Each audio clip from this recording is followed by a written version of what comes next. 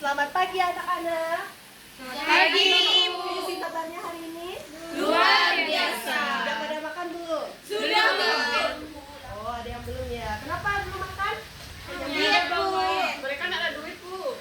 Ibu terakhir kan. Oh, akhir bulan ya. Udah siap belajar belum hari ini nih? Sudah. Kalau sudah siap, sebelum belajar alangkah baiknya kita berdoa terlebih dahulu. Siapa yang mau memimpin doa pada hari ini? Teman-teman, sebelum belajar mari kita berdoa. Kita angkat tangan dengan Kristus dalam nama Bapa dan Putra dan Roh Kudus. Amin. Selamat pagi Tuhan Yesus. Sebentar lagi kami akan belajar. Kau tuntun, kau lindungi, kau buka pikiran kami sehingga kami dapat belajar dengan baik dan menerima apapun yang telah dulu kami ajarkan. Ini Yesus Kristus Tuhan kata kami. Amin.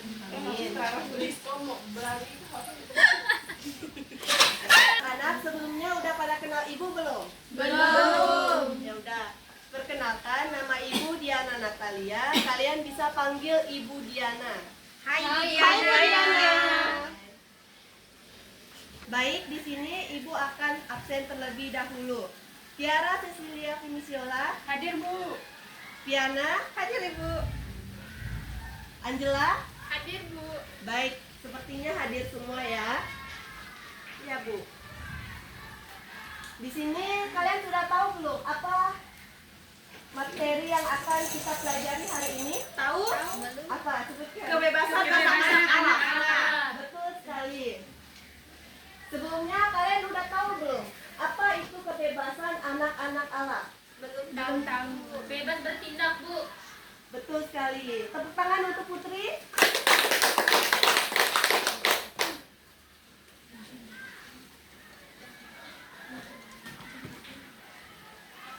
Sebelum kita masuk ke materi, Ibu akan membacakan tujuan pembelajaran kita pada hari ini. Yang pertama,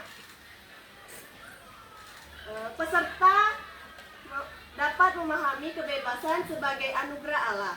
Yang kedua, peserta mengetahui makna kebebasan sejati. Yang ketiga, peserta dapat menggunakannya dengan tanggung jawab. Dan yang keempat, peserta dapat menerapkan dalam kehidupan sehari-hari. Baik, di sini ada 3 pertanyaan. Yang pertama itu, apa yang kita lakukan agar dekat dengan Yesus? Siapa yang bisa jawab? Saya, Bu. Silakan. Berdoa, Bu. Betul. Ada lagi? Saya, Bu. Silakan. Baca kitab suci. Betul. Siapa Ya, terus ada lagi yang ingin jawab? Kita, Bu. Oke. Untuk pertanyaan yang kedua, apakah aturan itu mengekang atau melindungi? Silakan. Melindungi, Bu. Betul sekali. Ada yang merasa aturan itu mengekang? Tidak. Baik. Yang ketiga, anak-anak lebih suka melakukan sesuatu dengan sukarela atau bebas atau karena dipaksa. Mengapa? Sukarela, Bu. Karena kalau kita melakukan sesuatu dengan penuh cinta dan ikhlas, artinya kita akan menjalankan sesuatu itu dengan penuh kebahagiaan. Tapi sebaliknya, ketika kita melakukan sesuatu itu dengan secara paksa atau apapun itu, pasti kita akan merasa itu suatu beban dalam hidup kita. Ya, betul sekali. Tepuk tangan untuk Mila. Anak, di sini kita sebagai anak Allah itu adalah manusia satu-satunya ciptaan Allah yang diciptakan menurut gambar dan rupanya. Karena itu, Allah menganugerahkan kepada kita akal budi,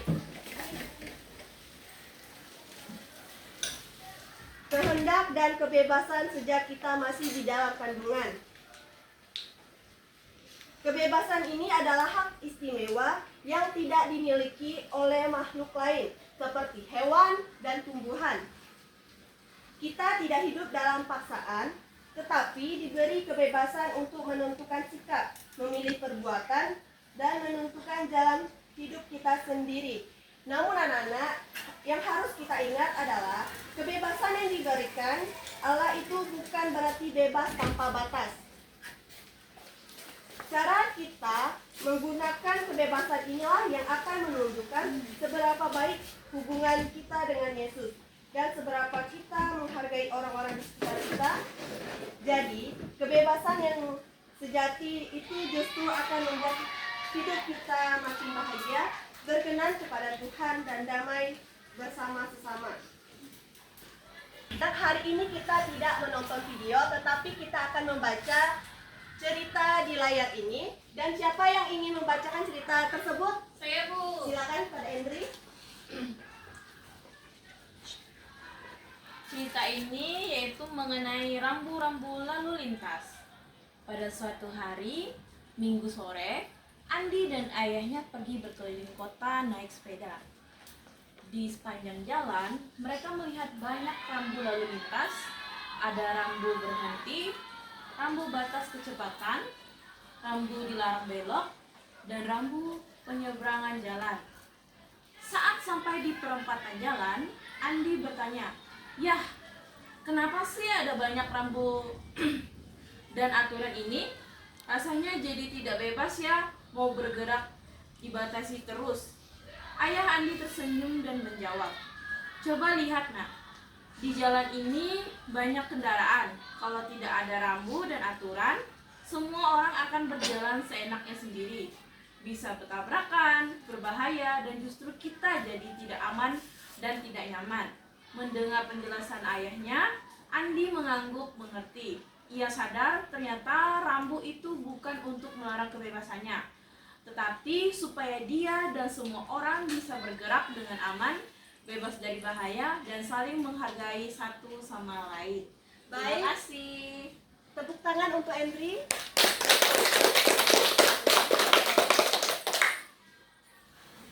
Ada pertanyaan pemantik. Yang pertama itu, apa pemahaman Andi tentang kebebasan di awal cerita? Siapa yang mau menjawab? Siapa yang bisa? Ayo. Tadi kalian mendengarkan cerita tersebut kan? Terus, apa pemahaman Andi tentang kebebasan di awal? Di sini Ibu ada pertanyaan.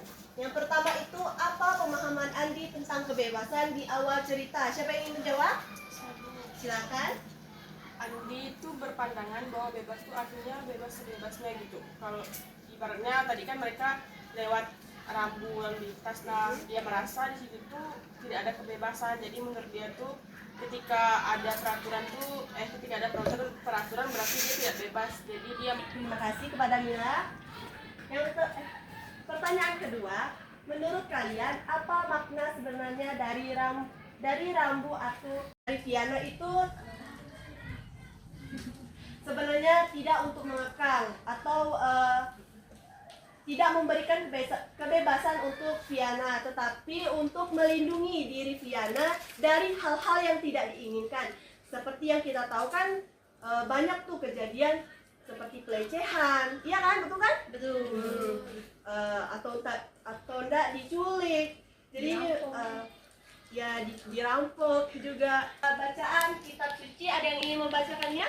Saya, Bu. Silakan pada Putri.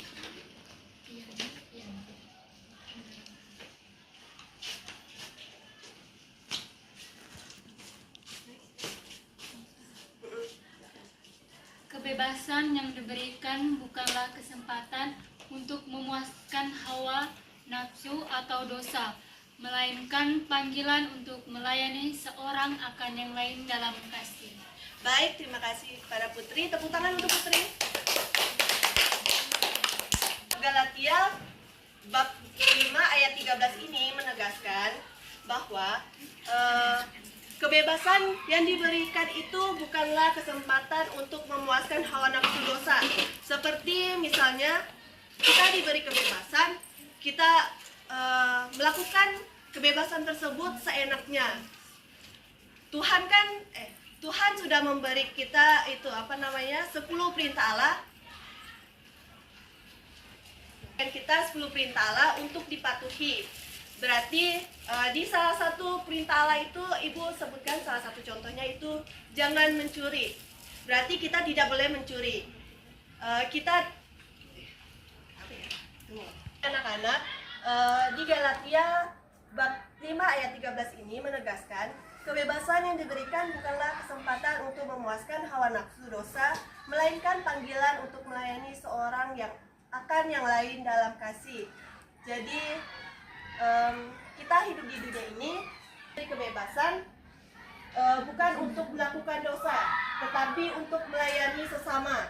Seperti kita bisa melayani di gereja, melayani di mana aja, intinya itu melayani. Ada refleksi diri. Yang pertama itu, sudahkah aku bersyukur atas kebebasan yang Tuhan berikan? Anak, di sini ibu akan memberikan suatu refleksi dan kalian refleksikannya di rumah. Yang pertama itu, sudahkah aku bersyukur atas kebebasan yang Tuhan berikan? Yang kedua, apakah aku sudah menggunakannya dengan bertanggung jawab?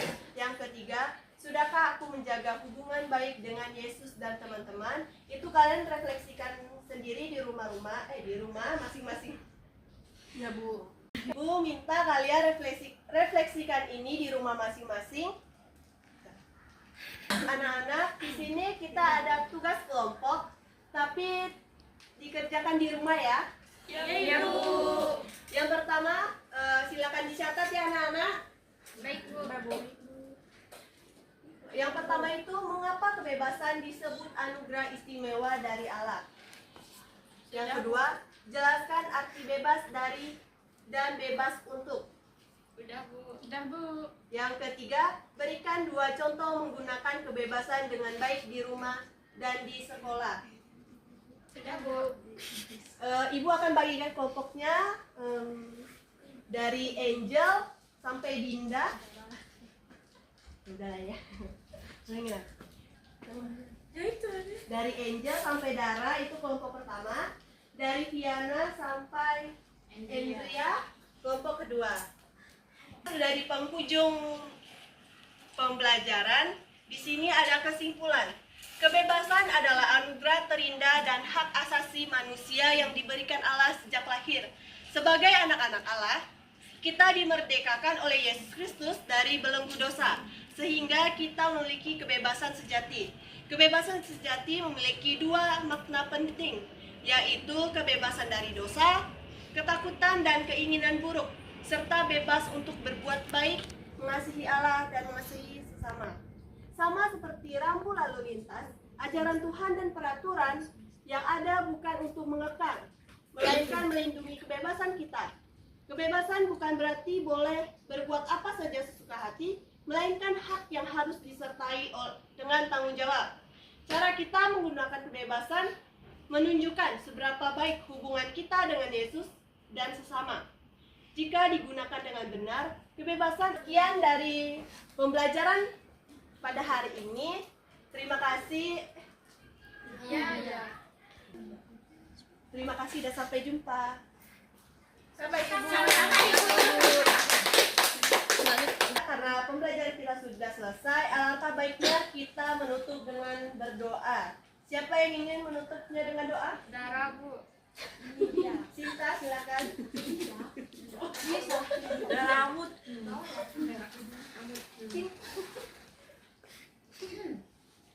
Baiklah teman-teman, pada hari ini kita akan berdoa.